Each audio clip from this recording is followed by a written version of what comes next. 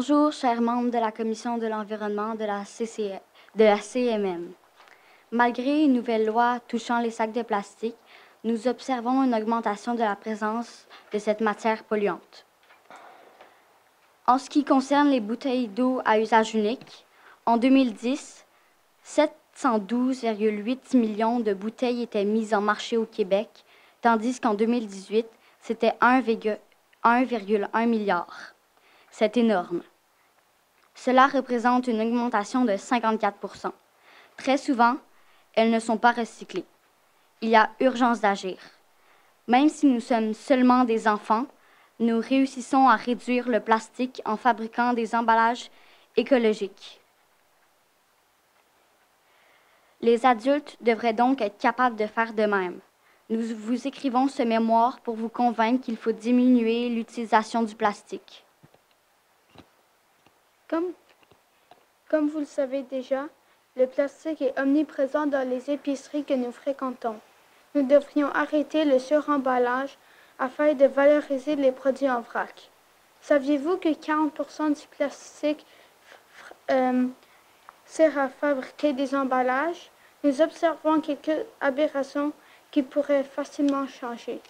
Par exemple, les concombres sont recouverts d'une pellicule de plastique et parfois regroupés ensemble dans une autre pellicule de plastique. C'est excessif. La section des fruits et légumes regorge d'exemples comme cela. Nous devrions avoir un sac réutilisable muni de poches pour mettre nos fruits et légumes dedans. Cela permettrait d'éviter les petits sacs de plastique disponibles à cet endroit. Ces derniers sont volatiles et se retrouvent rarement au centre de tri. Lorsque nous avons assisté à la conférence de Mario Cyr, un célèbre plongeur caméraman en eau glacée, il nous a raconté qu'il a trouvé des sacs de plastique sous la banquise de l'Antarctique. La section des viandes et des poissons nécessite aussi des ajustements. Nous pensons que les barquettes devraient subir le même sort que les petits sacs, l'élimination. Et en tant qu'élu, vous pouvez changer les lois et améliorer notre environnement. À vous d'encourager le développement des produits en vrac et forcer les commerces à réduire les emballages inutiles. Nous avons lu que l'embouteillage sollicite beaucoup de plastique et nous pensons qu'en renouvelant le système de consigne, nous pourrions réduire l'utilisation de cette matière. Nous avons appris que le système de consigne n'a pas évolué depuis plus de 30 ans. Depuis ce temps, de nouveaux produits sont arrivés sur le marché, mais ne font pas l'objet d'une consigne. C'est le cas des canettes d'eau pétillantes, de jus de légumes, des bouteilles d'eau, des boissons énergisantes, des bouteilles de vin, etc. Nous n'arrivons pas à croire que les compagnies comme la SAQ ne sont pas obligées de récupérer ce qu'elles vendent.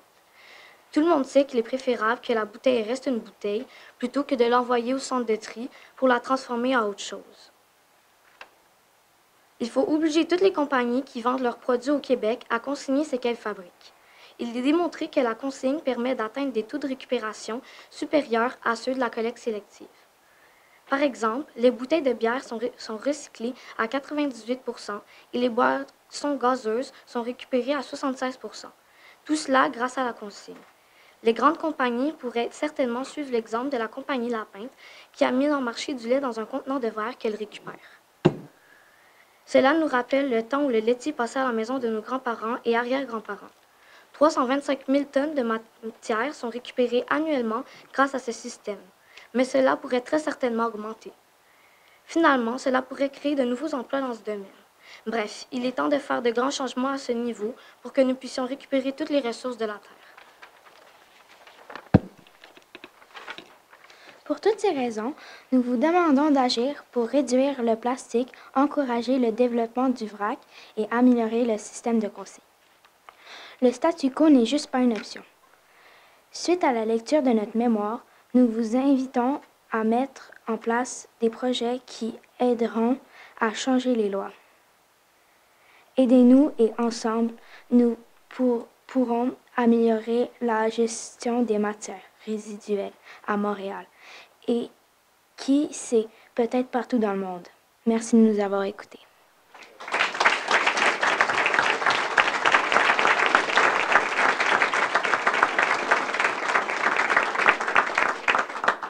Alors, vous restez là. Je vais maintenant demander s'il y a des membres de la commission qui souhaiteraient dire quelque chose. Allez-y, madame. Vous avez tout à fait raison. Vous avez tout à fait raison. Puis je vais vous dire, je ne sais pas si c'est parce que vous êtes de la Chine, mais vous êtes les meilleurs. Vous êtes extraordinaires, vraiment, là. Vous avez raison, vous avez les bons chiffres dans tous vos mémoires, vous avez les bons chiffres, vous parlez la vérité, puis vous nous dites quoi faire, mais vous savez, c'est vraiment, vraiment difficile à faire et difficile à convaincre l'industrie, les épiceries. Les gens veulent le statu quo parce que c'est difficile le changement. Alors, vos mémoires vont nous aider dans notre travail. Puis je pense que j'aurais aimé que vous soyez filmés. Là. Je pense que vous êtes filmés parce que c'est convaincant ce que vous dites puis la manière dont vous le dites. Alors, moi, je peux juste vous féliciter. Je sais pas quoi. Je sais pas, je vais laisser mes collègues. Oui, allez-y, M. Tremblay. Madame, il faudrait peut-être. Vous allez m'entendre? Ah, là, ça fonctionne. Donc, bravo, moi aussi à mon tour, mais vous avez parlé des mots qui étaient lourds de sens. Vous nous demandez d'agir, vous dites que le statu quo, il ne faut pas rester comme ça, puis je suis d'accord avec vous. Mais moi, j'aurais une question. Vous-même, dans vos agissements, y a-t-il des choses que vous faites à la maison qui, selon vous, que c'est des bons gestes pour l'environnement? Moi, j'aimerais vous entendre. Des fois, moi, mes parents, des fois, ils vont à l'épicerie en vrac. Parce qu'à la Chine, il y a une nouvelle épicerie en vrac qui a ouvert récemment. Puis ça nous amène aussi à l'école. On aime apprendre le langage des signes des fois parce que les propriétaires sont sourds et muets. Donc, par exemple, notre professeur nous a imprimé une feuille avec les lettres du langage des signes québécois. Puis on aime beaucoup ça, apprendre ça. Et aussi, là-bas, on a juste besoin d'amener un pot maçon ou des emballages, des espèces de pots réutilisables pour mettre nos aliments à l'intérieur. Puis, je crois que c'est ça pour moi. OK. Est-ce que quelqu'un d'autre, vous n'avez pas besoin, vous n'êtes pas obligé de tous répondre, mais si quelqu'un veut répondre, vous pouvez.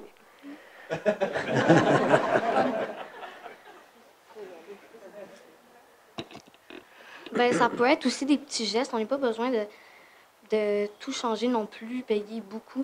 Mais ça pourrait être juste de faire le compost, le recyclage, mettre les produits dans le bon bac. Ça peut être des gestes aussi simples que ça. Bravo. Merci. Est-ce qu'un autre membre de la commission souhaiterait poser une question? Allez-y, M. Lagosse. Merci beaucoup pour vos présentations. C'était vraiment très touchant et comme disait Mme Vodanovic, nous avons la responsabilité de penser à toutes vos préoccupations parce que finalement, au bout du compte, ça va être votre environnement de demain. Donc, j'espère que tout le monde va entendre ici, les politiciens et ceux qui nous entourent, que c'est vraiment important. C'est le moment de changer maintenant. OK. Ça va? Une dernière chose. Oui, allez-y. Vous pouvez venir les déposer.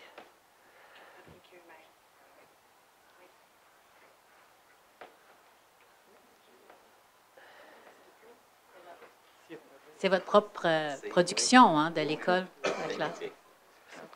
Avec de la vraie cire d'abeille. Bravo. Est-ce que quelqu'un voudrait dire une dernière chose? Sinon, merci beaucoup. Merci. Maintenant, de la classe de Mme Marie-France Saint-Pierre, je vais demander à Éloi Chevrier, Juliette Leblanc, Emmanuel Drouin, Justin Pilon et Anaïs Léeuillap de venir se présenter. Et on va peut-être suivre l'ordre des présentations comme l'autre classe.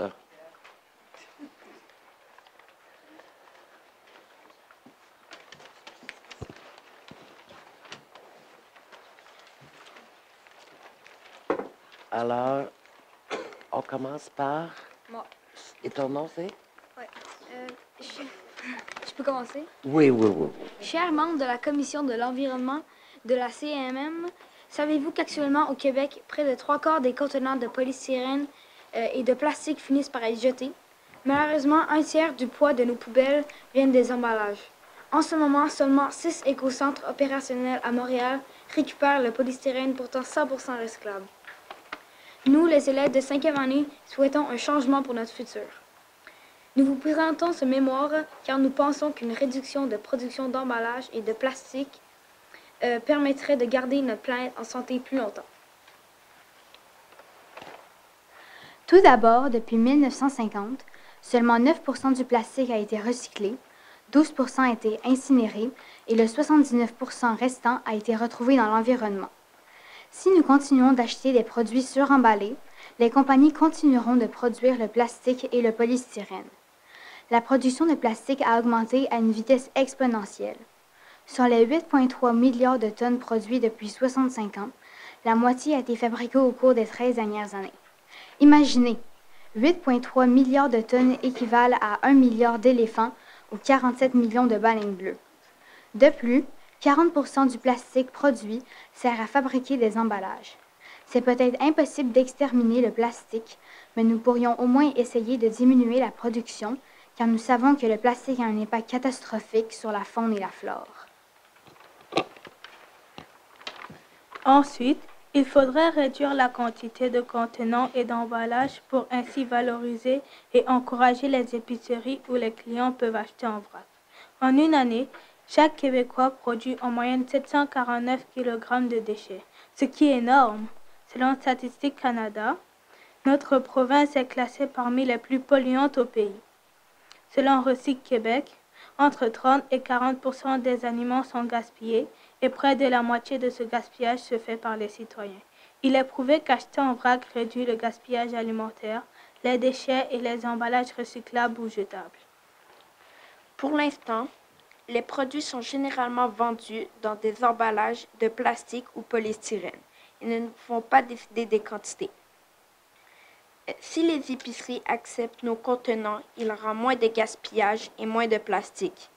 De plus, il faudrait que l'industrie des emballages intègre davantage les matières recyclables, idéalement jusqu'à 75%.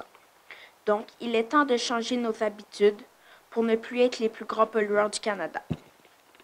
En conclusion, il ne fait aucun doute qu'il y a beaucoup trop de plastique fabriqué par année et qu'il n'est pas assez recyclé. De plus, c'est désolant de savoir que nous sommes les plus grands pollueurs au Canada. Le plastique nous envahit. Il faut diminuer sa production, sinon le poids du plastique surpassera rapidement celui du poisson. C'est pour cela que nous vous invitons à mettre en place des moyens tels que valoriser l'achat en vrac, convaincre les épiceries de permettre aux clients d'apporter leurs propres contenants ou s'assurer que les emballages produits deviennent 100% recyclables, pour ainsi diminuer la quantité de déchets produits au quotidien. En posant ces gestes, vous nous aidez à prolonger la vie de la Terre et la nôtre en même temps. Qu'attendez-vous pour nous suivre et nous soutenir dans notre quête? Merci pour votre temps et recevez, messieurs et mesdames, nos sincères salutations. Merci.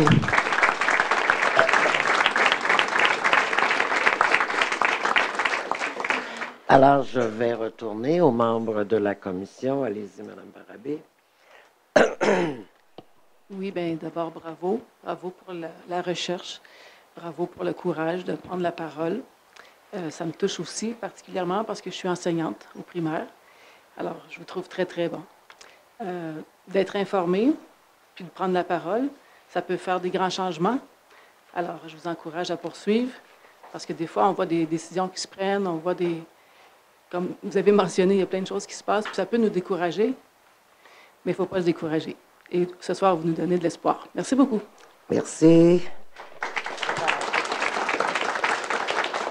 Merci beaucoup pour la belle présentation, puis le message, parce que tantôt, on a dit quelque chose, Mme Vodanovic a dit quelque chose, et ça prend du courage pour faire des changements. Et ces changements-là le font, puis il faut être inspiré. Puis vous êtes l'inspiration qui nous permet d'aller plus loin. Quand on travaille en politique, on travaille à bâtir le futur. Puis le futur, il n'y a rien de plus concret qu'un enfant qui est devant nous et qui nous exprime son besoin face à son futur à lui.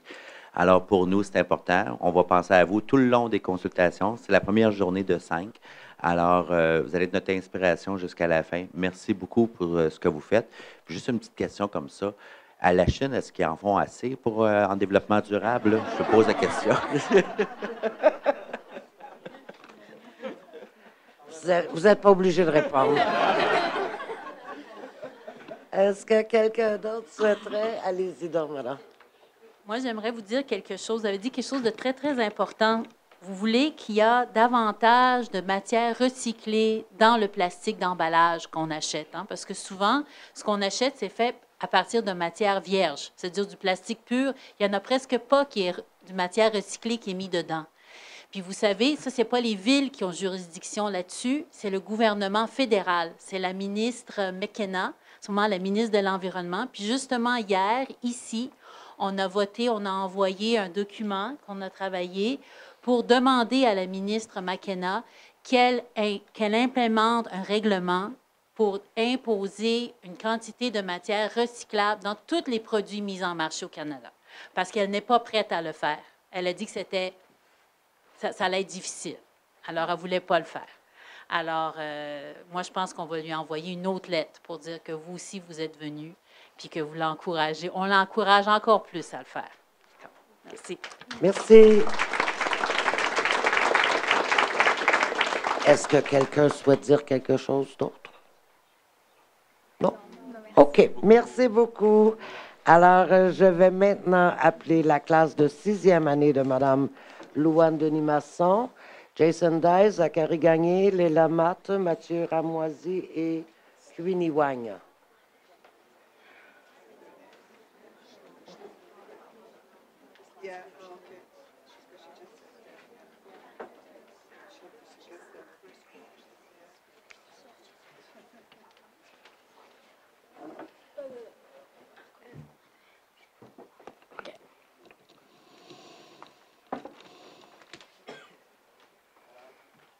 Il faudrait peut-être juste baisser un. Parfait. Alors, j'imagine qu'on commence avec toi. Ben, on y va.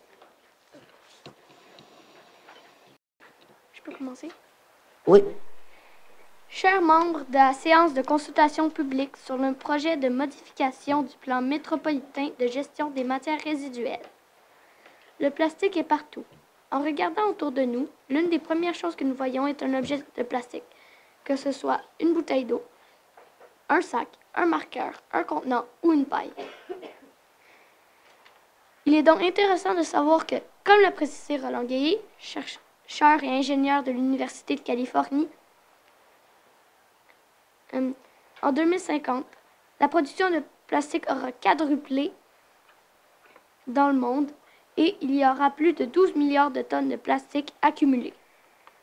Pour appuyer les prédictions de ce scientifique, nous aimerions vous faire part que 79% du plastique utilisé se retrouve dans les dépotoirs ou dans l'environnement.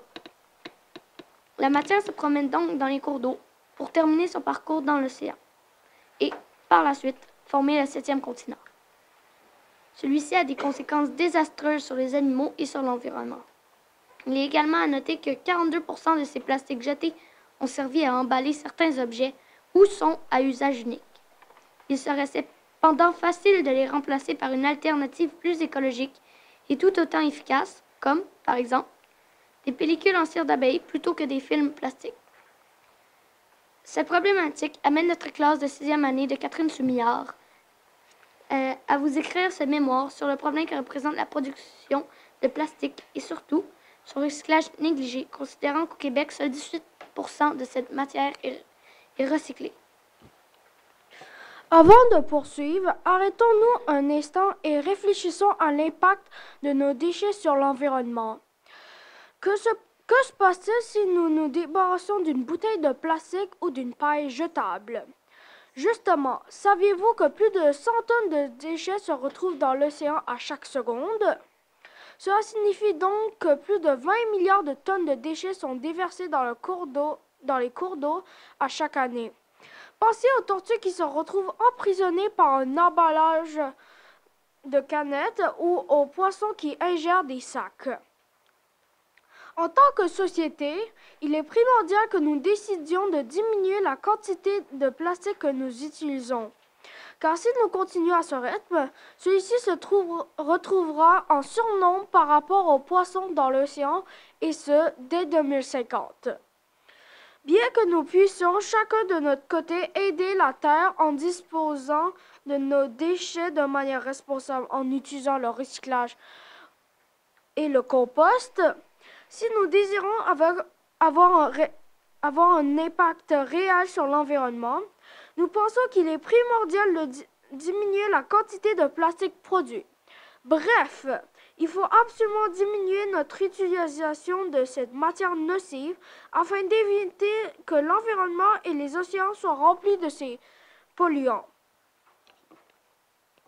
Chacun de notre côté, nous pouvons faire notre part pour l'environnement. En plus de recycler et de composter, nous pouvons trouver des alternatives à l'utilisation des objets faits à base de plastique. En commençant par les contenants. D'abord, nous pourrions utiliser des éco-emballages faits de bioplastique ou de végéplastique qui sont fabriqués grâce à des végétaux tels que le soya, les algues ou la fécule de maïs. Bien que ces alternatives soient peu utilisées car elles sont peu connues et coûtent un peu plus cher que le traditionnel plastique. Ce sont des avenues à explorer. Il ne faut pas non plus négliger les innovations conçues par des étudiants universitaires dans le cadre du concours tel que Pack Play orchestré par l'école de design de l'Université du Québec à Montréal. Alors que certains proposaient des emballages entièrement comestibles, d'autres ont présenté des projets de boîtes de riz, de boîtes de riz en carton recyclé munis d'un couvert intégrant une tasse à mesurer. Des produits cosmétiques dans des pots d'argile qui deviennent des masques de beauté ou des pots de cire d'abeille qui se transforment en bougies. Il existe même des contenants pouvant servir pour la restauration rapide qui, avec leur coque, composée de cellulose compostable, peuvent servir d'engraisse de nourriture pour les animaux de la ferme. Ainsi, avec toutes ces alternatives écologiques aux emballages, avec ceux que nous pouvons concevoir nous-mêmes et tous les objets qui ne nécessitent carrément pas d'emballage. Il est légitime que nous nous demandions, avons-nous réellement besoin du plastique? Ensuite, pour subvenir aux besoins criants de diminuer le nombre de déchets plastiques dans la nature, nous vous proposons de hausser le tarif des entreprises utilisant cette matière polluante. Cette mesure sera un incitatif pour les encourager à réduire leurs emballages et à trouver des alternatives plus écologiques. En effet, cela fera en sorte que beaucoup moins de plastique se retrouvera dans les milieux urbains ou naturels, car les 5 plus grandes multinationales, soit Nestlé, Tim Hortons, PepsiCo, Coca-Cola et McDonald's, sont responsables à elles seules de 42% des déchets de plastique identifiables retrouvés sur les plages du Canada. Cette statistique n'est toutefois pas surprenante lorsque nous apprenons qu'en 2017, Coca-Cola a produit plus de 120 milliards de bouteilles de plastique. De plus, en Amérique du Nord, ces grandes industries sont à l'origine de 64% des déchets répertoriés avec une marque identifiable, en Amérique du Sud de 70% d'entre eux.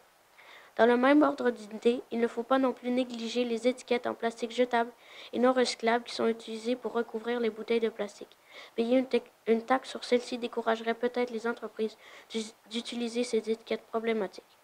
En bref, les résultats ne pourraient être que positifs pour l'environnement si vous augmentez les tarifs des entreprises qui mettent en marché des contenants, des emballages et des imprimés nuisibles pour l'environnement, car ces corporations sont des championnes de la pollution à grande échelle. En conclusion, il existe plusieurs solutions possibles pour contrer le problème de l'omniprésence du plastique dans le quotidien.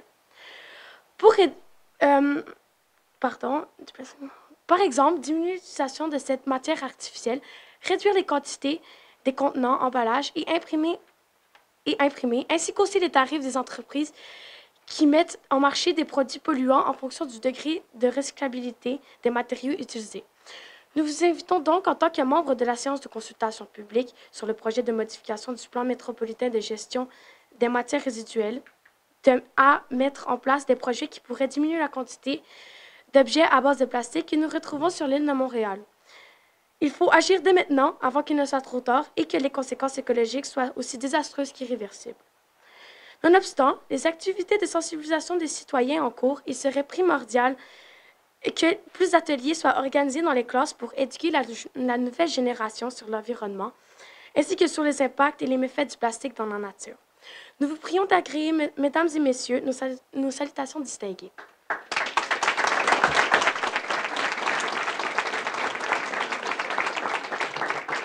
Monsieur Marinacci. Oui, à mon tour de vous féliciter. C'est vraiment du beau travail que vous faites, toutes les écoles. Félicitations. Il y a deux choses que je veux dire. La première chose que vous avez soulevée, c'est l'importance de la sensibilisation.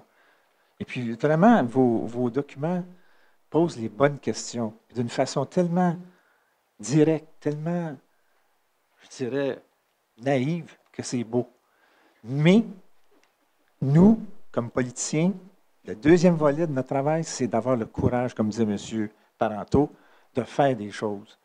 Parce que vous soulevez des choses, vous soulevez des questions, vous donnez même certaines solutions à des problèmes. Maintenant, il nous appartient à nous d'agir, d'avoir le courage d'agir pour diminuer cette espèce de dommage qu'on fait à notre environnement. Alors, merci beaucoup. C'est vraiment du bon travail que vous avez fait. Merci. Allez-y, madame.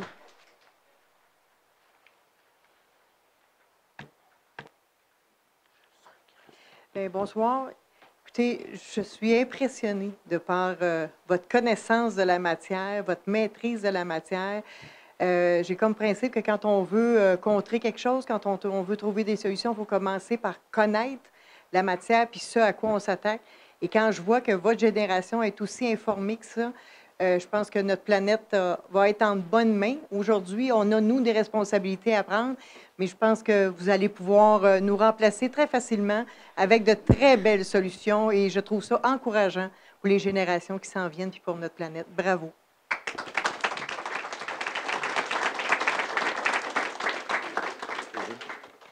Je vais dire rapidement, la solution que vous proposez de mettre des tarifs et des taxes pour ceux qui, plus qu'on pollue, plus qu'on devrait être taxé, moins qu'on pollue, plus qu'on a un produit qui est bon pour l'environnement, il ne devrait pas être taxé. C'est ce qui marche le plus à travers la planète. C'est vraiment la solution. Mais mon Dieu, qu'il y a des gens, bien, ce n'est pas nous. Au municipal, on ne peut pas imposer ça, mais on peut au provincial et au fédéral. Et c'est aussi ce qu'on demande en ce moment au gouvernement fédéral ils ont signé une charte pour réduire les plastiques de manière drastique d'ici 2030, de 75 %. Mais c'est bien beau de faire des déclarations. Maintenant, il faut passer aux actions. Et la meilleure action, c'est ce que vous proposez, cette tarification. Mais est-ce qu'ils vont avoir le courage de le faire? Est-ce que collectivement, on va avoir le courage de le faire? Il reste à voir. Alors, merci de l'avoir présenté. Merci beaucoup. Et maintenant, je vais appeler le dernier groupe. Je leur ai demandé la permission de juste... Ils sont un groupe de 12. Oui, c'est le groupe de Mme Nina Guidi qui m'a dit que son groupe était très enthousiaste. Alors, je vais les appeler Kate, Émile, Lily, Catherine, Viviane, Guillaume, Jijuan, Béatrice, Timothée, Floriane, Maxime et Jessie. Comme je vous ai dit, je leur ai demandé la permission de les appeler juste par leur prénom.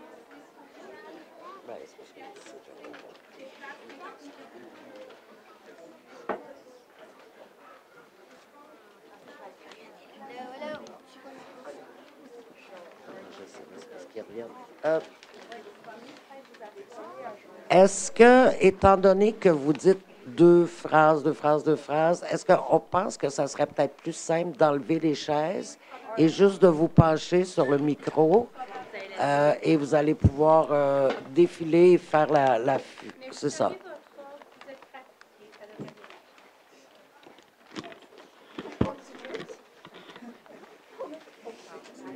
Oh, oui, attends, il faut bouger. C'est Jessie.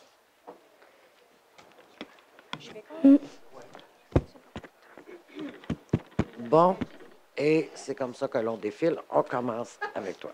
Chers Chers commissaires, nous sommes les élèves de la classe 601 de l'école Catherine Soumior et nous pensons que nous sommes en droit de donner notre opinion sur l'actualité environnementale puisque nous sommes la génération qui subira les affreuses conséquences de la surutilisation du plastique. Nous vous interpellons aujourd'hui dans l'espoir de vous voir apporter des changements dans la réglementation sur le plastique afin d'obliger les citoyens à en réduire leur utilisation et ainsi assurer un meilleur avenir pour la planète et ses futurs habitants.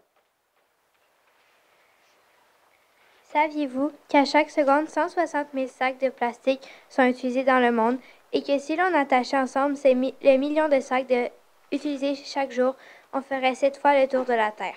C'est pourquoi, dans ce mémoire, nous aborderons une des utilisations du plastique, une des conséquences négatives de son utilisation et un moyen rapide et efficace pour en réduire son utilisation.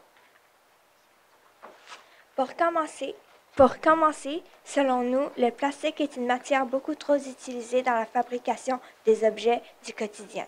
Ceci est scandaleux parce que nous ne pouvons plus nous en passer, même si nous savons qu'il est mauvais pour l'environnement. En effet, comme le mentionne le site Conso Globe, nous retrouvons du plastique dans la composition de plusieurs objets que nous utilisons souvent, comme dans les vêtements polaires et les vêtements de laine. Imaginez, comme vous le savez sans doute, nous ne pouvons pas sortir sans être vêtus. Imaginez-vous vous promener sans habit dehors à l'hiver à moins de 30 degrés. Vous souffrirez d'hypothermie.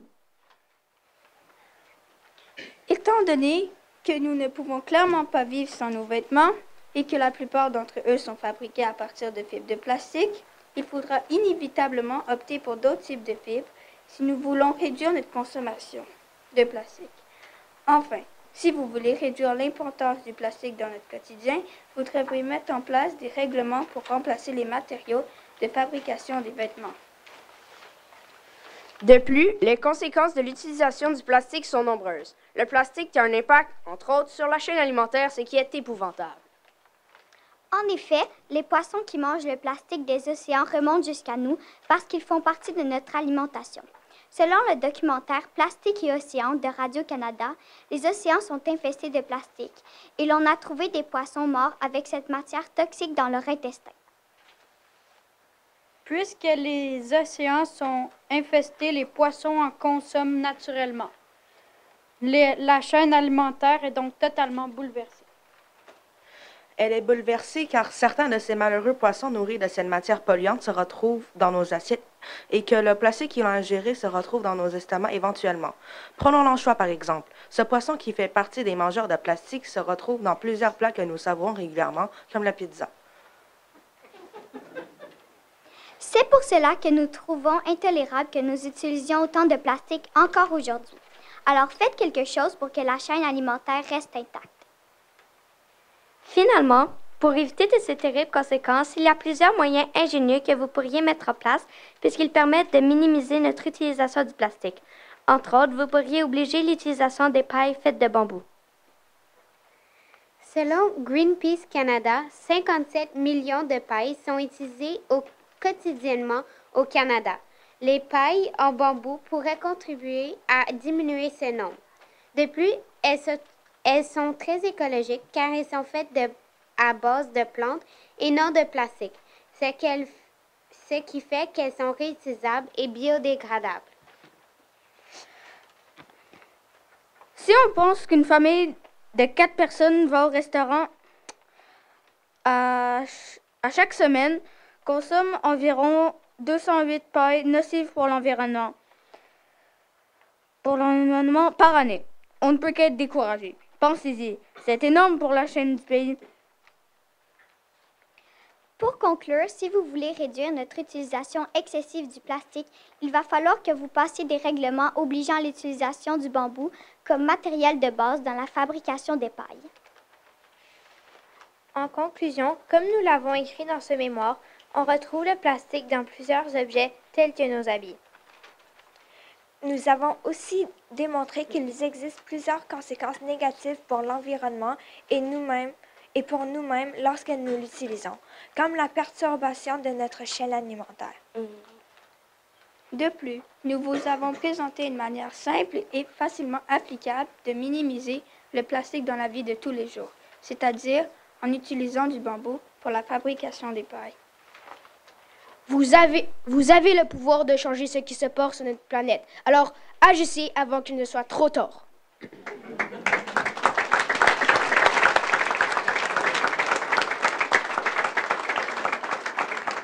Merci. Alors, un ou des membres de la commission, allez-y, M. Tremblay.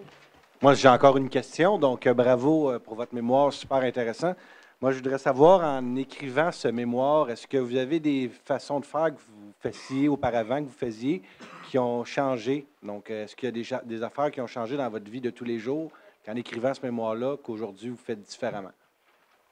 Comme j'ai dit, vous n'êtes pas tous obligés de répondre, mais ceux ou celles qui en ont une réponse, allez-y. Ben, moi, non, pas vraiment, parce que pas mal tout ce qui est écrit dans ce mémoire, je respecte quand même. Je prends pas beaucoup de paille en plastique. Et j'avoue que je vais souvent recycler mon plastique. Alors, bon, des fois, j'en utilise, mais ça, c'est plutôt rare. Mais sinon, j'ai pas vraiment changé depuis que j'ai écrit ce mémoire parce que je faisais pas mal ce que je voulais faire pour l'écologie. Est-ce que quelqu'un d'autre veut répondre?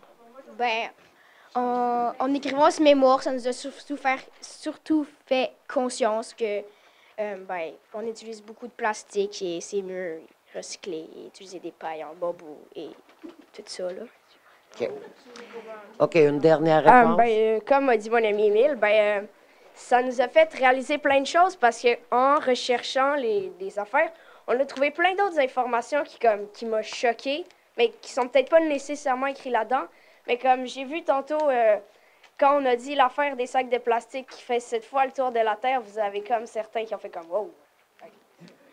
Moi aussi, j'ai comme lu ça. OK, merci. Est-ce qu'on a une question ici? En fait, c'est un commentaire, c'est pas une question. J'aimerais souligner le travail de vos enseignantes, je pense, au féminin.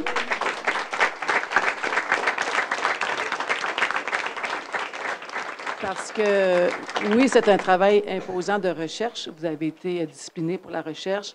C'est un beau travail de français aussi, impeccable.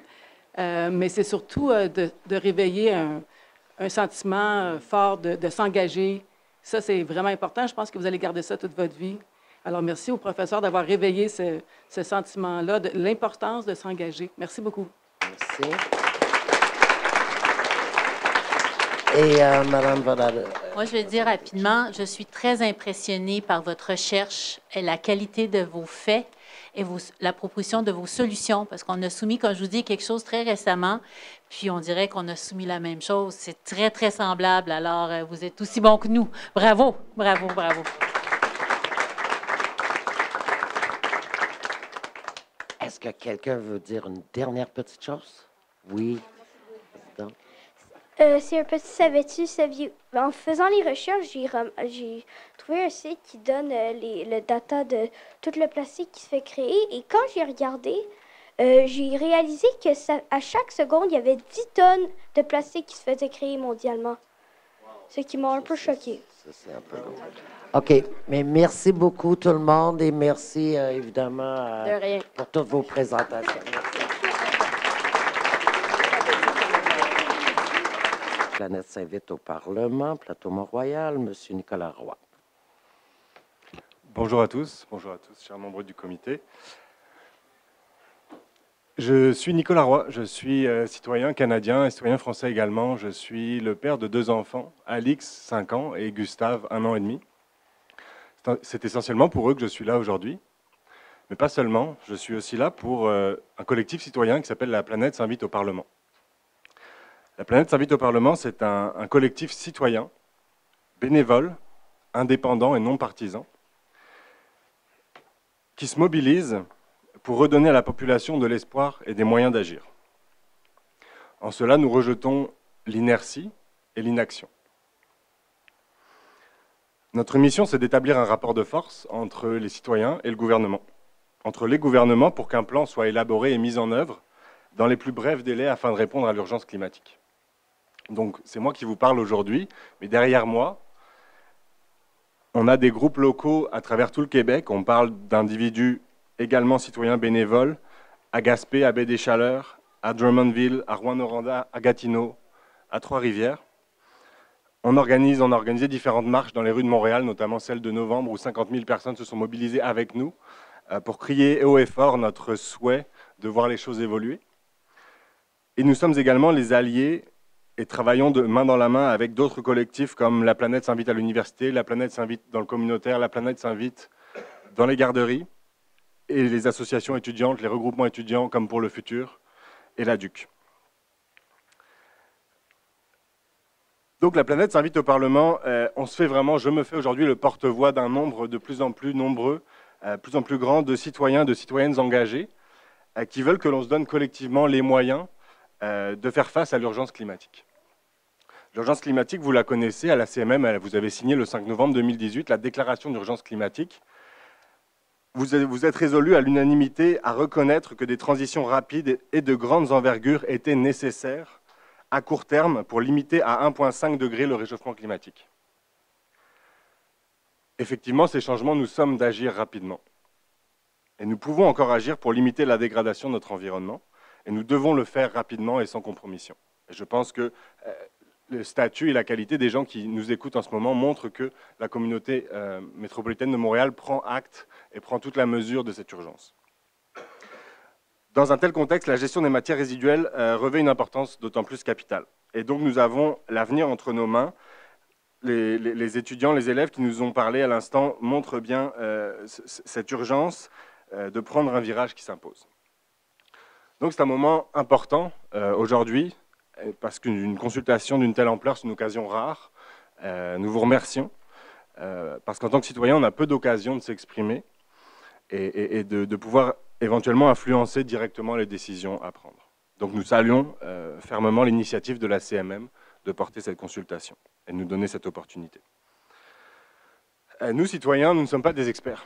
Il y a des gens dont c'est le métier, des expertises techniques, des expertises politiques, et on vous écoute, parce que vous avez le pouvoir de réaliser certaines choses, et on espère qu'en contrepartie, vous êtes également à l'écoute, non seulement de notre bulletin de vote, mais aussi de nos crises de conscience et de nos angoisses par rapport à ces urgences-là. Donc, Monsieur Marinacci, vous l'avez nommé tout à l'heure, n'attendons pas les prochaines crises.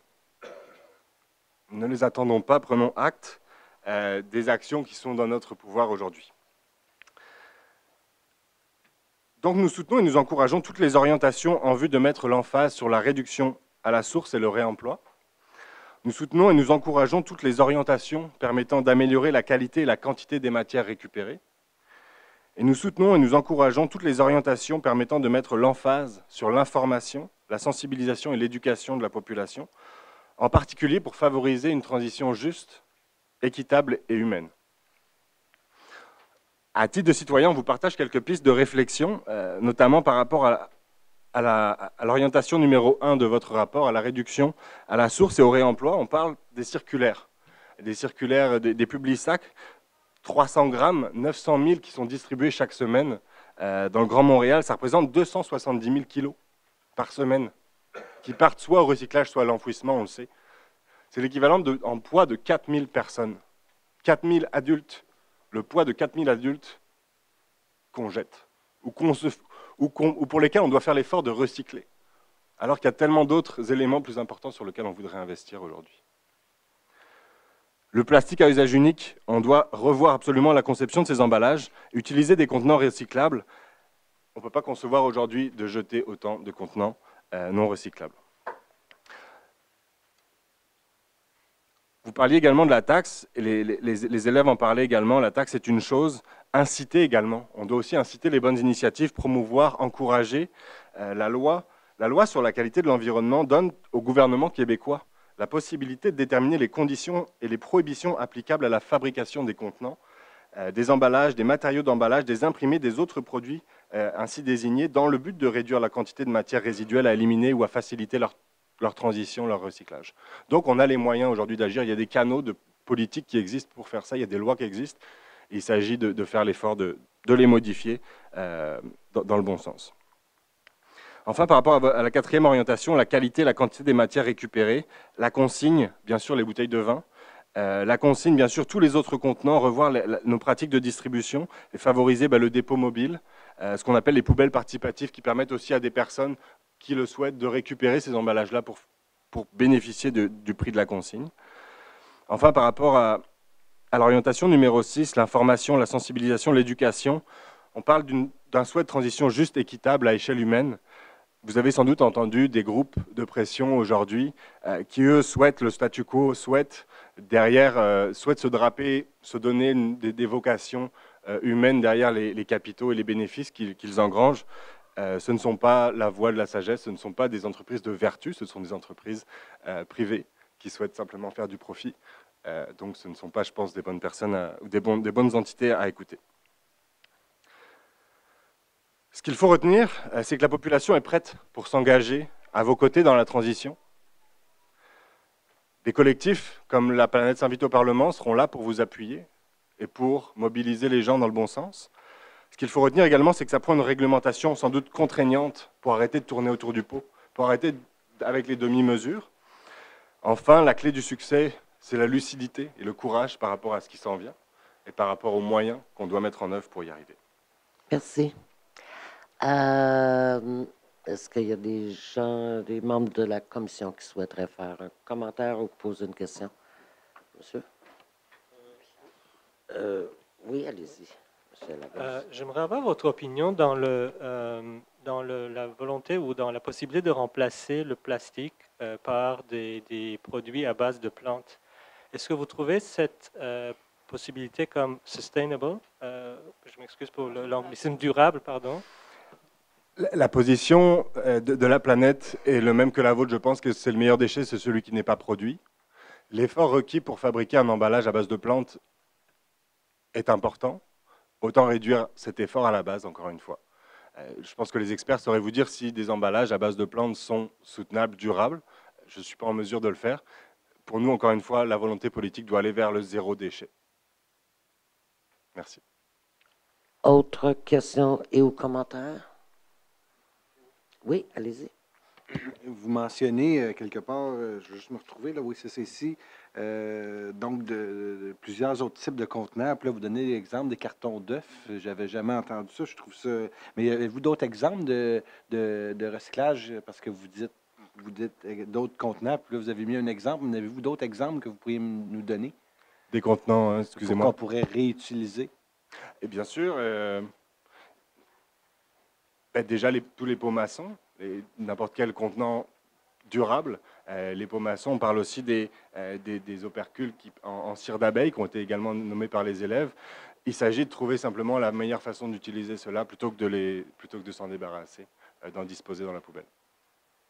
Carton d'œuf, c'est la première fois que je l'entends personnellement, merci. Personnellement, je repars au marché avec mes boîtes d'œufs, puis le vendeur me les remet dans les boîtes d'œufs. C'est comme ma boîte d'œufs personnelle. Dernière invitation que je voulais vous faire, c'est que le collectif est ouvert à la collaboration. Donc, la CMM s'invite au Parlement. On a hâte de voir ça pour vous appuyer. Merci beaucoup. Merci à vous. Alors, je vais maintenant de Greenpeace demander à Mme Agnès Lerouzic de bien vouloir venir à la table avant de vous donner la parole, Mme Murit, et je vous demanderai d'ouvrir votre micro, bien sûr. Voilà. Alors, la parole est à vous. Bonjour, merci beaucoup d'être ici, puis merci à tout le monde d'être ici d'ailleurs. Alors, je viens aujourd'hui en tant que fondatrice d'une organisation qui s'appelle Préserve et qui a pour but de réduire le gaspillage alimentaire. Je viens aussi en tant que citoyenne engagée qui milite tous les jours pour essayer de faire attention à notre environnement. Et je viens aussi en tant que jeune femme qui, aujourd'hui, a parfois peur de faire des enfants dans un monde où les ressources naturelles diminuent de plus en plus. Je ne suis pas une spécialiste du zéro déchet, donc je vais vous en parler avec ma perception. Ce que je sais, c'est que, comme beaucoup de personnes, le mardi soir, je sors mon sac bleu de déchets. Et le mercredi matin, quand je me lève, il n'y a plus rien. Et ça, pendant longtemps, j'ai cru que mes déchets disparaissaient au coin de la rue, sauf que ce n'est pas le cas. Donc je suis ici pour marquer mon adhésion en tant que citoyenne à une vision et à une mission qui est de réduire à la source nos déchets. La surproduction de déchets, c'est comme le gaspillage alimentaire, quelque chose qui a fait couler beaucoup d'encre et fait s'élever beaucoup de voix. Mais aujourd'hui, j'ai l'impression qu'à l'échelle locale, les acteurs se renvoient toujours un peu la balle les uns sur les autres. Et je crois que individus, politiques, entreprises, comme dans un couple où c'est toujours 50-50 la faute, les torts sont partagés par tout le monde et on doit agir ensemble. J'ai plusieurs choses donc à dire sur le projet de modification. Pardon. Donc, concernant la production de matières revalorisables, je pense qu'il est important de réduire à la source. Je travaille avec des restaurateurs qui me disent souvent qu'ils veulent aller vers du zéro déchet ou qui essayent même de remonter leur système de production pour essayer de changer leurs emballages par des bocaux qui peuvent consigner. Mais tous les restaurateurs n'ont pas le temps, l'énergie et les connaissances pour pouvoir le faire. Et je pense qu'il est important que des normes de la MAPAC soient changées pour pouvoir les aider dans cette direction. Aussi, à l'inverse, il y a des restaurateurs qui utilisent encore aujourd'hui du pyromousse et du plastique dans leur établissement pour manger sur place. Je crois donc que c'est important aussi de bannir l'utilisation de ces plastiques-là. Concernant ce qui est de la consigne, je pense qu'il pourrait être intéressant de créer un modèle type de bocaux, par exemple, qui pourrait être utilisé et permettre à plus grande échelle l'utilisation de cette consigne. Aussi, une question qui pourrait se poser serait pourquoi pas faire comme une réduction d'impôt ou quelque chose qui encouragerait les personnes à acheter des produits qui sont consignés. Dans une optique de circularité aussi, il y a beaucoup d'entreprises comme Synergie Estrie, OBNL, qui ont pour vocation de mettre en relation différents acteurs industriels pour que les déchets de l'un soient les intrants de l'autre. Je pense que ça peut être intéressant que le gouvernement favorise un environnement de coopération entre ces acteurs. Aussi, j'ai vu des entrepreneurs chercher qu'est-ce qu'ils pouvaient utiliser comme emballage et faire des recherches de cycle de vie, des choses qui n'étaient pas dans leur expertise. Je crois que ça peut être intéressant de fournir un guide qui explique clairement dans quelle direction il faut s'enligner quand on veut faire attention à l'environnement. Enfin, évidemment, il faut mettre l'accent sur l'éducation, que ce soit à l'école, mais aussi dans les entreprises. Je voulais aussi vous parler de mes difficultés en tant qu'entrepreneur social. C'est difficile quand on a des projets qui veulent aller dans le sens de l'environnement, de trouver les ressources, les investissements pour pouvoir lancer ces projets. Parce que ce qu'on nous demande derrière, c'est toujours de la création de valeur monétaire. On oublie qu'il y a une valeur environnementale et sociale qui est primordiale aujourd'hui. Et je parle au nom de plusieurs entrepreneurs sociaux. On a besoin de soutien de la part du gouvernement et d'un soutien qui ne soit pas mouvant avec la politique, qui soit ancré et enraciné. Enfin, je voudrais souligner juste un point essentiel qui est que nous parlons d'environnement comme une entité extérieure, comme quelque chose de distinct. Mais nous buvons l'environnement, nous mangeons l'environnement, nous respirons l'environnement et nous sommes l'environnement. Accepter sa détérioration revient à participer à notre propre destruction aussi. Et je pense qu'il est temps d'agir aussi tous ensemble, parce qu'il n'y a que comme ça qu'on y arrivera. Je m'arrête là. Je vous remercie énormément pour votre écoute, pour être ici, pour avoir organisé ça, et puis à tous les participants aussi. Puis aux écoliers, c'était vraiment très intéressant de les entendre. Donc merci beaucoup. Merci. Est-ce qu'un membre de la commission, allez-y, M. Parenteau. Alors, je trouve intéressant votre point sur le soutien, dans le fond, au développement, puis comment soutenir les organismes avec une vision plus sociale que monétaire. Comme, selon vous, un concept idéal serait basé sur quoi? Par exemple, je sais qu'en Ontario, ils ont des aides au démarrage en financement pour pouvoir lancer justement ces projets. Ça pourrait être du soutien pour des projets pilotes, pour faire des essais, pour observer comment ça se passe et pouvoir faire aussi de la documentation avec ce qu'on voit. Aussi, il y a un point, mais là c'est pas mal financier sur ça, mais il y a un point aussi On parlait de réduction d'impôts la dernière fois, puis il y a des réductions d'impôts pour la recherche et le développement, mais ces réductions d'impôts sont que sur la recherche et développement technologique. Et je me demande pourquoi elles ne sont pas aussi sur l'innovation sociale et environnementale. Puis après, c'est un soutien aussi dans la vie de tous les jours, en appuyant les missions. Allez-y, madame. Je vais juste mentionner, moi, ça m'a beaucoup surpris. J'ai appris ces derniers mois que le gouvernement du Canada appuyait de manière très importante, à coups de milliards, l'industrie de la production du plastique. Alors, quand le plastique vierge est moins cher, beaucoup moins cher que le plastique recyclé, il n'y a pas d'économie circulaire qui se crée. Alors, d'investir dans des gens comme vous qui voulaient faire autre chose, je pense que ça serait tout à fait justifiable, peut-être de manière équitable. Merci. Ça va? Merci beaucoup, madame. Merci à vous. Je vais maintenant inviter de l'Association québécoise Zéro Déchet, Mme Laure Mabilot et Mme Marion Neuss. Avant de vous donner la parole, Mme Lerouzic, je vais vous demander d'ouvrir votre micro. Et nous vous écoutons. Bonsoir, donc mon nom est Agnès Lerouzic, je suis chargée de campagne Océan et Plastique pour Greenpeace Canada, chez Greenpeace Canada. C'est une organisation pour laquelle je travaille depuis près de 10 ans. En ce qui concerne la campagne plastique, c'est relativement nouveau si on considère l'histoire de cette organisation. Mais ça fait tout de même 3 ans qu'on s'est penché sur le sujet de manière continue et assidue. Et je suis très heureuse de voir aujourd'hui que la CMM et la Ville de Montréal comptent agir sur le sujet, puis agir à la source. Donc on tient à vous féliciter pour ça. Et en tant que citoyenne montréalaise aussi, je suis très fière de voir ma ville s'engager dans cette voie.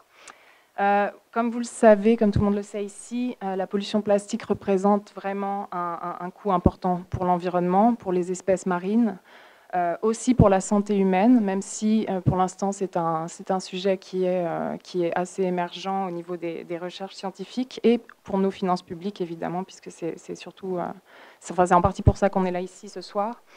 Donc en tant qu'organisation internationale, on ne travaille pas sur ce sujet qu'au Canada. On a pu constater la pollution dans des endroits très reculés, comme en Antarctique par exemple, avec des échantillons de microplastiques qui ont été retrouvés dans l'eau. Avec des déchets qui se retrouvent sur des plages qui ne sont pas habitées dans le Pacifique. Et ici au Canada, on a un énorme problème aussi de pollution de nos cours d'eau. Donc nous, notre mission principale ici, c'est d'agir à la source, faire en sorte que les gouvernements s'entendent pour limiter la production à la source. Donc notre solution pour nous, ne passe pas nécessairement par une augmentation du recyclage, car on sait aujourd'hui que le système a atteint ses limites depuis bien longtemps. Si on considère qu'au Canada, c'est selon une recherche qui a été commandée par le gouvernement fédéral, seulement 9% du plastique qui est effectivement recyclé, ça donne une idée de l'ampleur de la tâche si on veut atteindre un taux de recyclabilité de 100%. Donc, je sais que le PMGMR ne se concentre pas uniquement sur le plastique. Cependant, c'est vraiment notre focus à nous. Et cette consultation-là nous apparaît comme une étape importante pour lutter contre cette pollution et peut-être aussi faire évoluer les modes de consommation.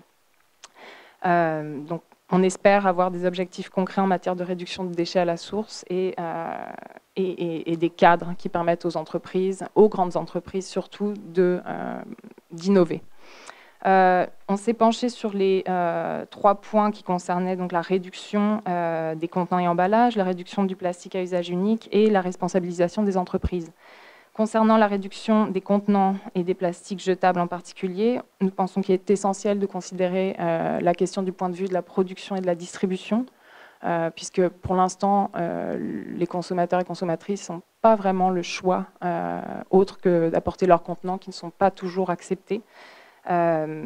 Donc, nous aimerions aussi, dans le rapport que nous avons soumis il y a une semaine ou deux, on voudrait apporter une correction aux objectifs qui étaient cités dans le mémoire, où on demandait, où on recommandait à la CMM de fixer des étapes intermédiaires, mais de viser 50% de réduction d'ici 2025 et 90% d'ici 2028. On a revu à la baisse un petit peu 80% d'ici 2030 parce que ce sont des objectifs qui font écho aux demandes des Nations Unies. Vous avez dû certainement voir la campagne qui a été lancée l'année dernière par les Nations Unies pour éliminer les principales sources de déchets marins d'ici 2022. Donc on voit que la barre est très haute.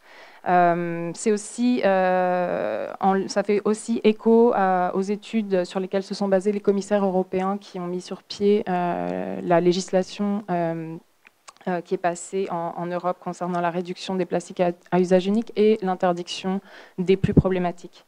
On considère également que cette mesure, pour qu'elle soit réellement efficace, elle devrait avant tout se concentrer sur la réutilisation des contenants, sur la consigne, une modernisation de la consigne, et que remplacer des articles jetables par des matières qui seraient autres, mais qui seraient quand même jetables, ça ne ferait que déplacer le problème.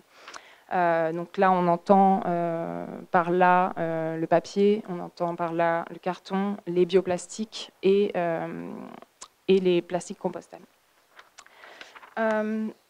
En ce qui concerne la réduction des plastiques à usage unique particulièrement, nous recommandons donc à la CMM de se pencher sur la réduction à la source des plastiques jugés non essentiels et problématiques. Et là, c'est sûr que la ville...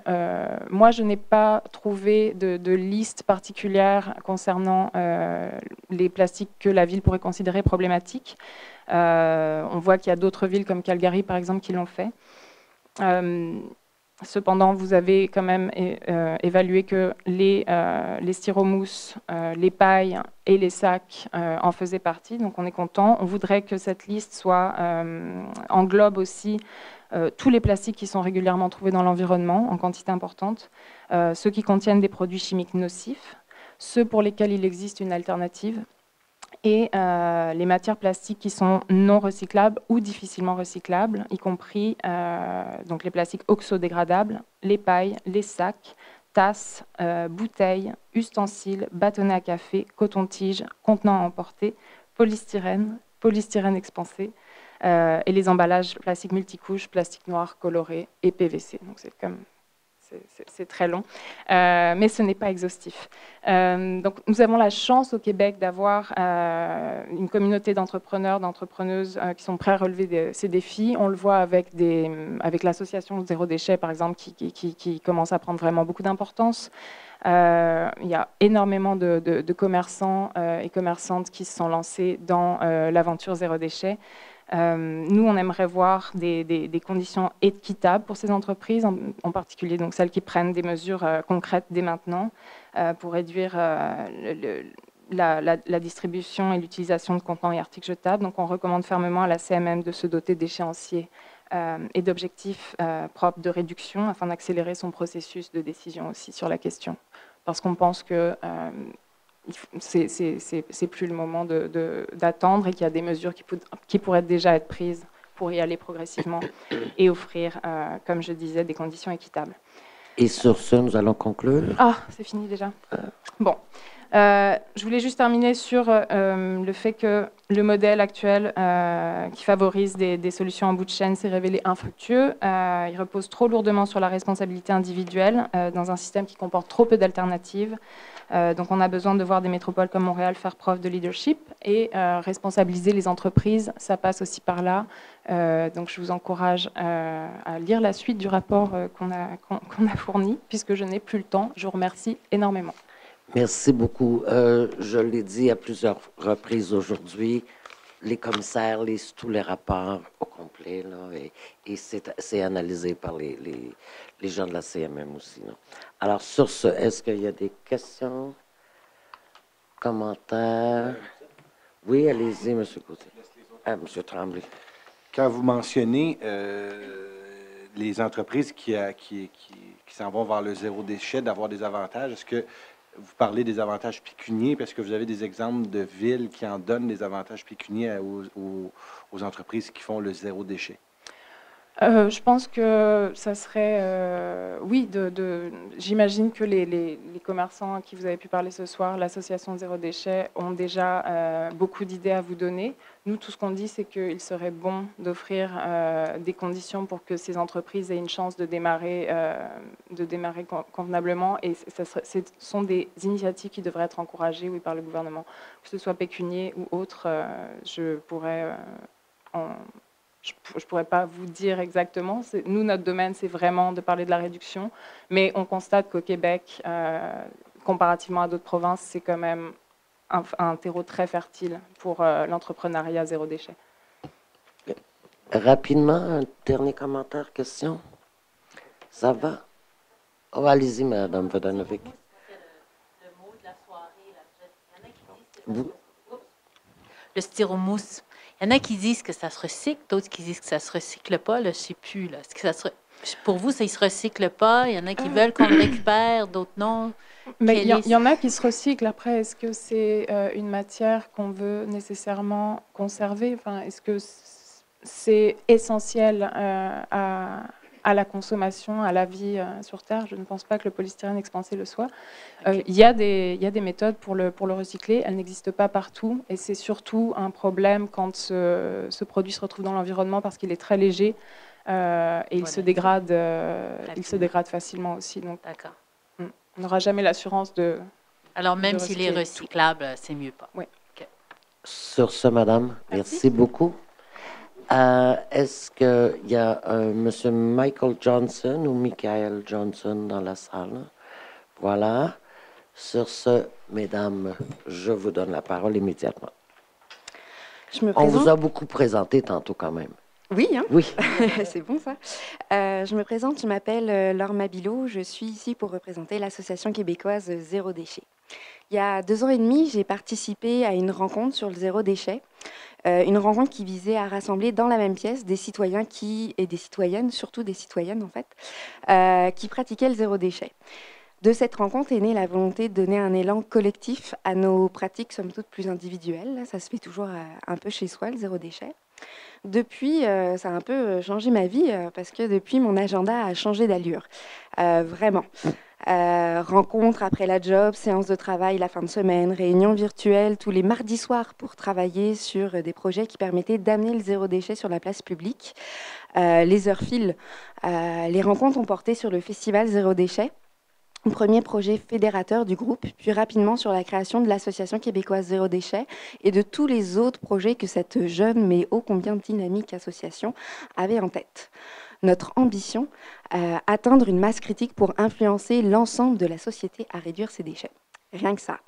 Faire que ce beau mouvement ne s'éteigne pas et qu'il continue à inspirer toujours plus de personnes à changer leurs habitudes. Je considère vraiment que ce mouvement est une véritable opportunité pour avancer dans la lutte et l'adaptation au changement climatique. Bref, je suis maintenant une citoyenne engagée. Pour preuve, je passe mon vendredi soir avec vous autres à la consultation publique de la CMM.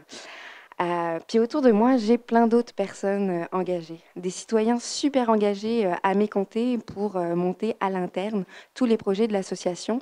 C'est à peu près 40 personnes qui donnent quelques heures à une dizaine d'heures chaque semaine bénévolement. Marion, je pense que ça fait 4-5 fois qu'on se voit cette semaine. Fait que vraiment, c'est intense.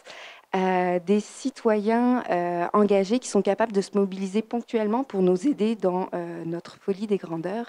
Je fais ici référence aux 150 bénévoles qui nous aident sur les 3 jours pendant le festival Zéro Déchet. Des citoyens engagés au profil entrepreneurial qui mettent sur pied des entreprises avec au sein même de leur plan d'affaires des enjeux sur la réduction à la source. Ils sont plus de 75 à être membres de l'Association québécoise Zéro Déchet. Je pense qu'il faut qu'on les soutienne comme le présentait la personne de Preserve Eva, je crois. Des citoyens engagés qui pratiquent le zéro déchet et qui répondent positivement à nos actions, que ce soit sur les réseaux sociaux ou encore en assistant au festival. Je peux pas m'empêcher ici de vous faire un aparté sur le festival. Je vous avoue, la première année, quand on a loué le marché Bon Secours, j'avais vraiment peur d'entendre le vent dans les allées du marché, de croiser le regard dubitatif des exposants et des conférenciers, car personne ne serait venu à notre événement. L'histoire a infirmé ma crainte. En 2 jours, c'est 7000 visiteurs qui sont venus nous rendre visite. L'année suivante, nous avons augmenté de 50% la surface de l'événement et c'est quelques 11 000 personnes qui se sont déplacées, créant un véritable enjeu de gestion de foule. Les médias l'ont dit, le festival est victime de son succès. Le mot est fort et ce mot, on espère vraiment que vous allez l'entendre. Ce mot, il dévoile un fait très simple, c'est que nous sommes prêts. Nous sommes prêts à être ambitieux et nous sommes prêts à ce que vous soyez ambitieux. Et on a envie que vous saisissiez cette belle opportunité avec les modifications sur le PMGMR pour le faire. Il y a urgence pour agir. Il est loin le temps où on pouvait encore débattre de savoir à qui revenait de faire le premier pas. Les individus, les entreprises, les politiques, peu importe de leur niveau. Arrêtons de se renvoyer la balle. On sait que tout le monde doit faire sa part et on sait que la solution, elle émergera que si elle vient se mettre collectivement en place en incluant tous les niveaux, chacun poussant un petit peu l'autre à aller plus loin. Nous savons que la CAMM n'a pas la juridiction sur tout et qu'elle dépend d'autres échelons, mais tout comme vous, nous invitez, nous les citoyens et les organismes, et tout comme vous, nous félicitez, nous les citoyens et les organismes de notre mobilisation, nous souhaitons vous voir vous mobiliser et être ambitieux. Et insister pour faire bouger les lignes, rendez les citoyens de vos 84 municipalités fiers. Nous avons besoin que vous soyez courageux, tout comme le sont les jeunes du secondaire qui manifestent tous les vendredis, tout comme le sont les jeunes qui sont venus vous présenter leur mémoire, tout comme le sont monsieur et madame tout le monde qui demandent à leur fromagerie, qui ont l'audace de demander à leurs commerçants d'être servis sans emballage, poussant les grosses enseignes à se positionner sur cet enjeu, et qu'enfin les décisions bénéfiques sur le long terme pour les générations futures soient mises en avant et non plus sur le côté pour répondre à des enjeux économiques ou de court terme. Vous devez avoir la sagesse d'imposer ces changements et l'ironie, c'est que ceux qui vous critiqueront aujourd'hui de le faire vous reprocheront de ne pas l'avoir fait plus tard quand ils réaliseront les enjeux qui arrivent. Soyez courageux, ambitieux et nous sommes là pour vous soutenir. En fait, je voulais vous féliciter pour tout ce que vous faites aujourd'hui, pour constater que si vous ne prenez pas des mesures plus ambitieuses, on n'arrivera pas à aller à atteindre nos objectifs, qu'on n'a plus le choix de les atteindre.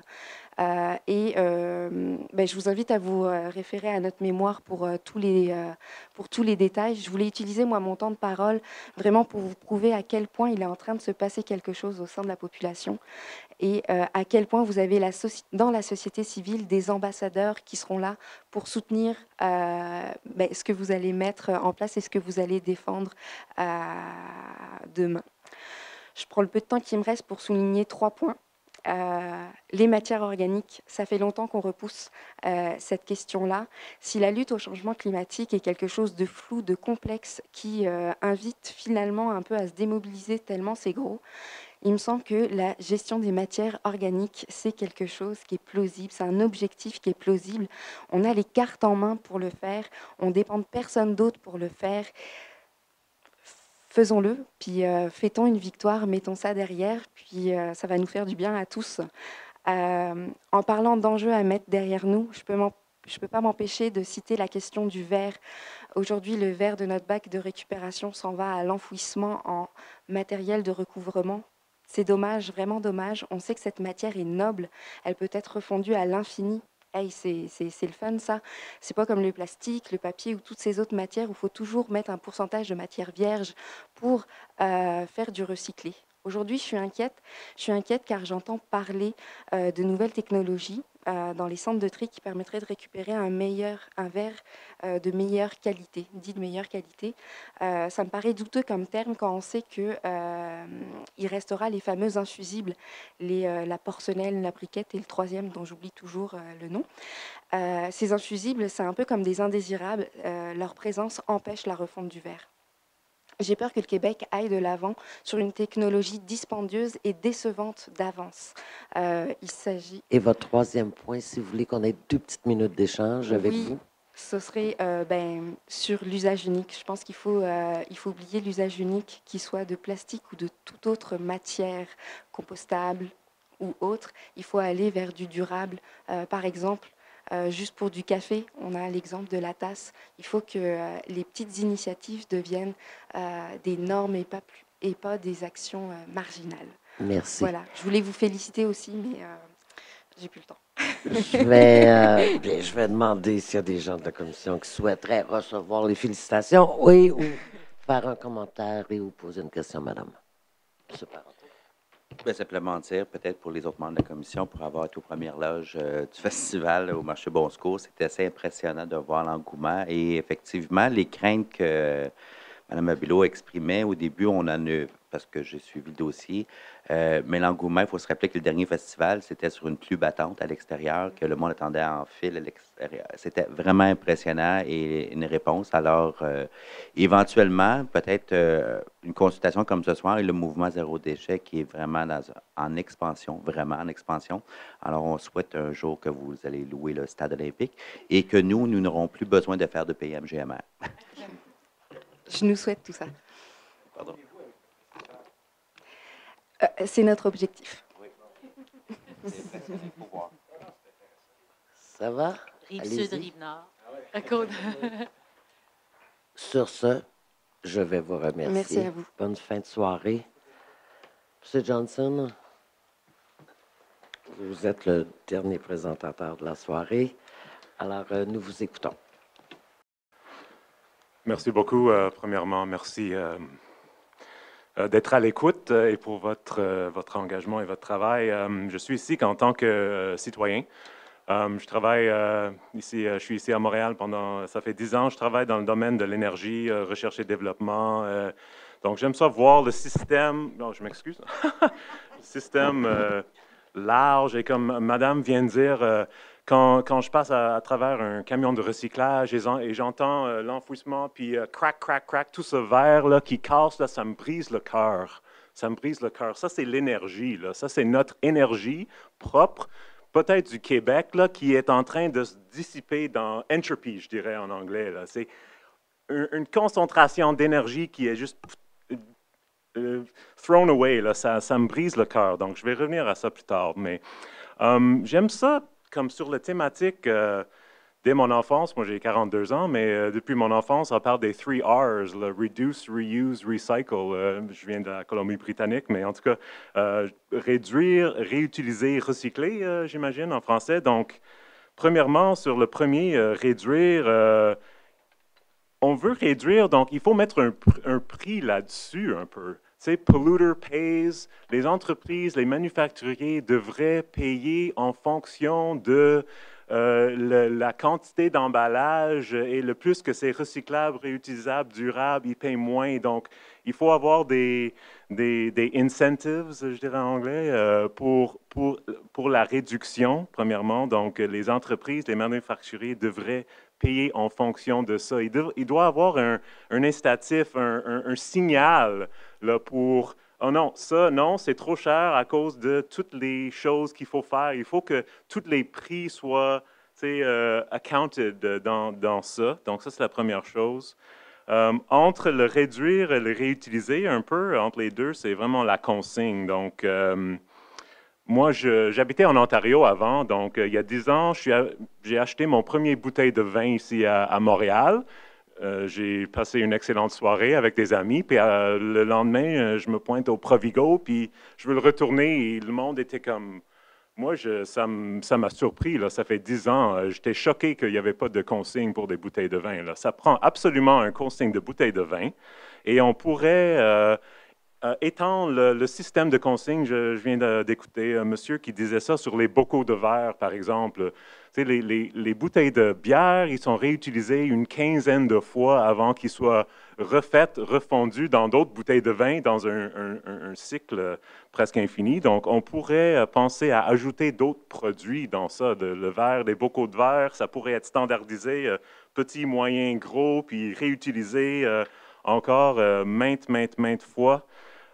C'est vraiment, et j'ai eu une idée un peu fou là, sur les mégots. Tu sais, cette idée de mettre un prix sur les choses qu'on ne veut pas. On ne veut pas de mégots dans la rue, donc imaginez qu'on met un consigne sur les petits bouts de filtre de mégots, là, $1, je ne sais pas. Il reste à déterminer le prix approprié, mais on veut moins de ça, donc mettre un prix là-dessus pour que les gens y agissent en conséquence. Donc, le troisième, c'est le recyclage.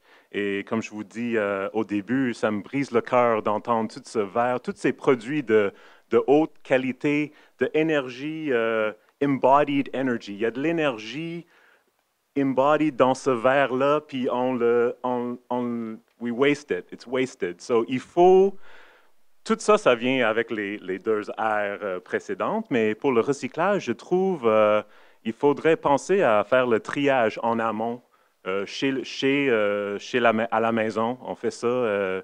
Je suis né à Vancouver, on fait ça là-bas. Je pense qu'il y a des bonnes pratiques partout au monde où on fait ça, puis c'est comme ça qu'on garde une haute qualité de produits, comme Madame vient de dire.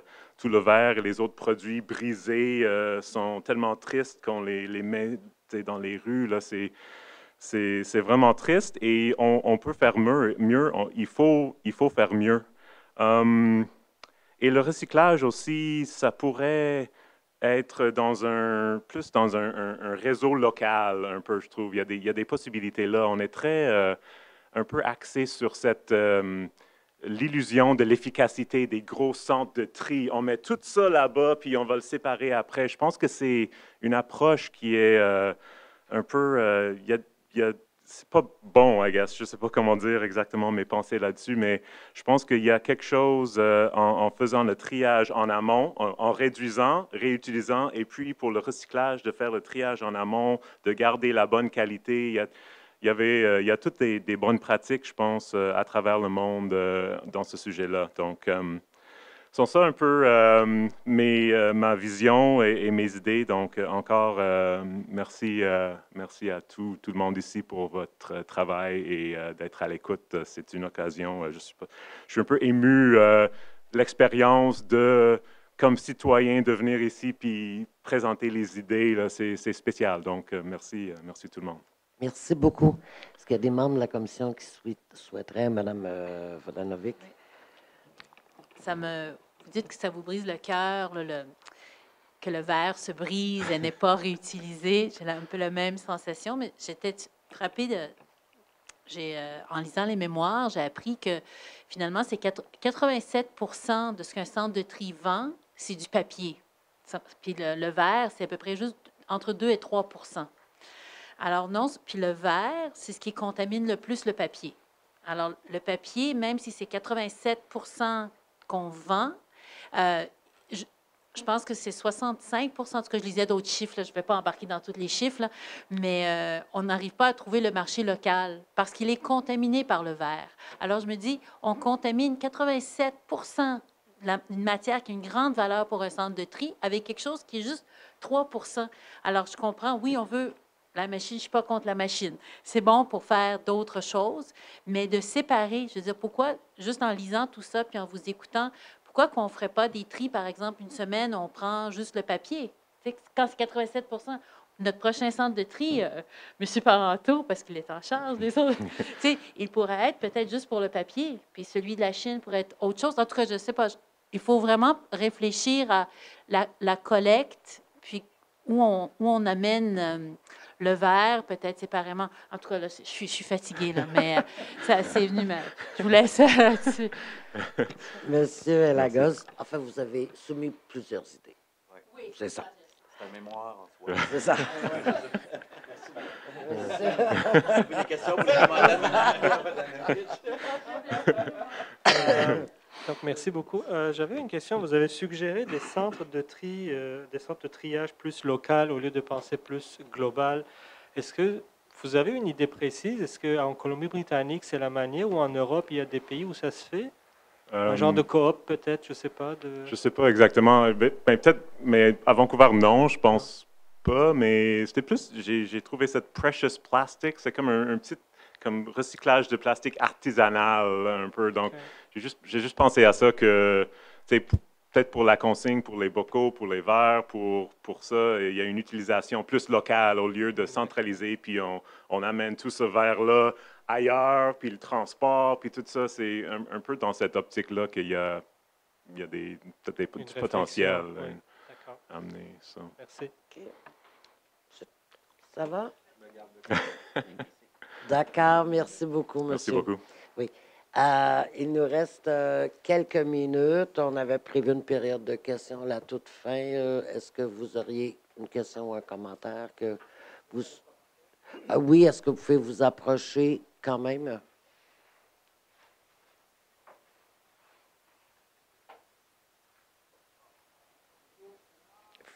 À droite, oui. Voilà. Bonsoir. Je m'appelle Dan Dourou. Citoyen canadien, même si je suis assez âgé, je partage les idées des jeunes qui ont présenté ici les sujets que vous avez débattus aujourd'hui. J'ai appris ce matin, comme je l'ai dit, que c'était un débat, donc je n'ai pas eu le temps de me préparer, donc je dois éventuellement parler juste un petit peu pour accentuer les réflexions que j'ai ici. Donc,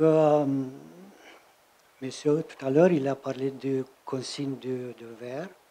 Il me semble des solutions qui sont difficilement réalisables parce que ici, actuellement, on fait des importations de toutes sortes de choses emballées dans les verres.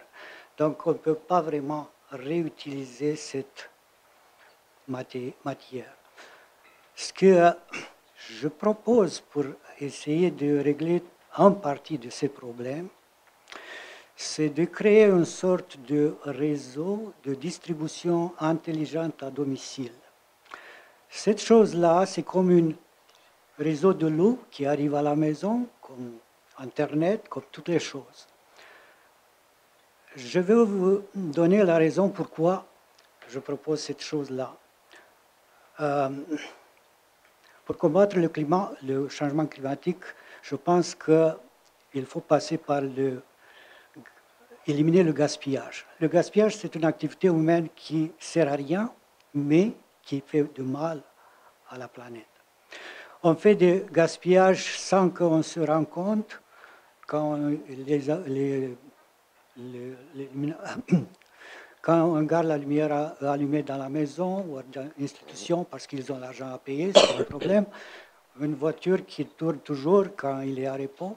Mais on fait aussi du gaspillage imposé par le système qu'on vit ici.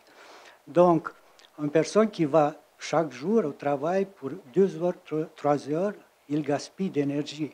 Mais il n'a pas le choix parce qu'il devrait se rendre là-bas. Puisqu'ici, actuellement, le système qui existe, il est créé sur intérêt économique pour économique capitaliste. Mais nous, maintenant, on débat des choses qui nous touchent socialement. On a créé de méga-industries, méga-finances, méga-hôpitaux, méga-résidences. Et chaque matin, on bouge les gens en tous les sens. Donc, il faut peut-être, je sais qu'il y a une démarche déjà, essayer de développer le travail à côté de maisons, à côté de résidences. Travail, commerce, services, tout ça. OK. Donc, ce réseau que je viens de vous dire, c'est pour empêcher le gaspillage d'énergie surtout. Et je vais juste vous demander, parce que je vais vous interrompre 2 petites secondes. Monsieur, vous êtes avancé, est-ce que vous souhaitez faire une intervention? Alors, il nous reste à peu près 5 minutes. Alors, est-ce que je peux vous demander en 2 petites minutes? Puis après, je ne sais pas s'il y a moyen que monsieur puisse faire suivre ses idées ailleurs, là, parce que je voudrais donner la parole à monsieur. Moi, je pourrais laisser le mémoire que j'ai préparé de moi-même. Je veux dire que le gaspillage énorme qu'on fait sans remarquer, par exemple, qu'on va à Costco pour acheter 15 kilos de nourriture. On va aller avec une voiture de 1500 kilos 2 fois, et on sait de l'école que l'énergie utilisée pour déplacer un corps, c'est proportionnel à sa poids et la distance. Donc on gaspille 200 fois. On pollue 200 fois juste pour le même travail, la même chose. Si on commande une pizza, c'est quelqu'un qui vient avec une voiture de 1000 kilos pour 200 grammes, ça fait encore pire. Et pour le médicament, quelques grammes, on fait la même chose. Donc, un réseau qui peut accéder, on peut avoir toutes les choses à la maison, nourriture, médicaments, n'importe quoi, et qu'en même temps, on peut recycler les choses. Parce que si on voit quelque chose, par exemple, on prend une bouteille de vin, il peut être retourné. En parallèle, si je veux boire une bouteille de vin français, il faut être embouteillé ici à Montréal. Comme ça, je peux retourner la bouteille.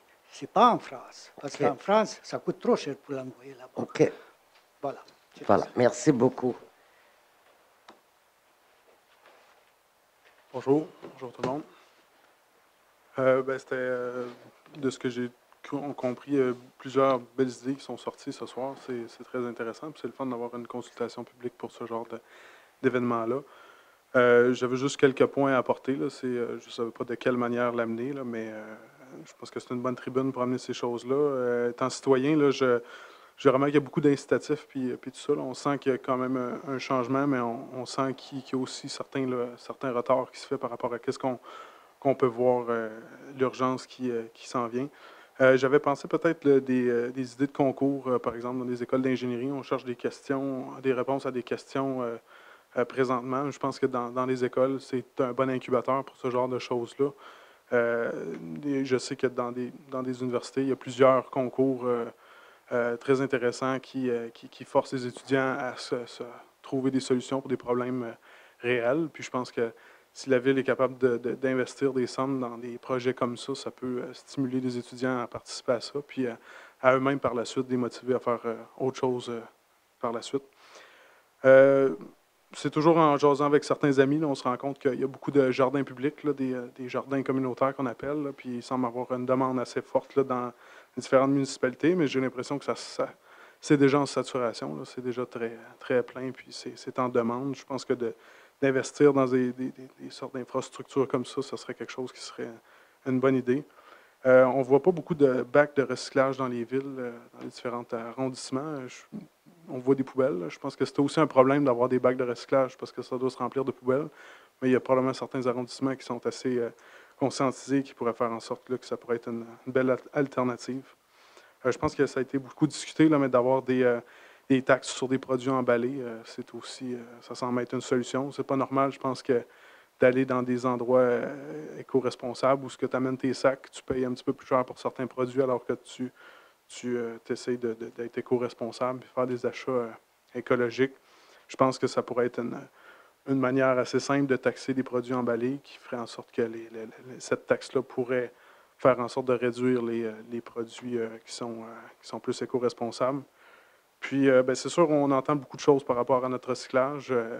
Comme vous avez parlé plus tôt, on envoie tout ça dans le centre de tri, puis on entend beaucoup de choses par rapport à ça, comme de quoi que c'est pas vraiment recyclé ou que tout s'en allait en Chine, puis là, ça s'en va plus vraiment en Chine, fait qu'on est pogné avec ça, ou que l'hiver, on n'a pas de place pour les stocker. Ou, je pense qu'il y a beaucoup de questionnements par rapport à ça qui fait douter de notre système de recyclage, puis d'éclaircir un peu tout ça, puis de trouver une bonne manière de le transmettre aux gens. Ça pourrait être une bonne manière de donner confiance en nos systèmes de recyclage. Même chose pour ce qui est du compost. Là. Je pense qu'avec les sacs de plastique compostables, là, ça a posé beaucoup de questions à beaucoup de gens.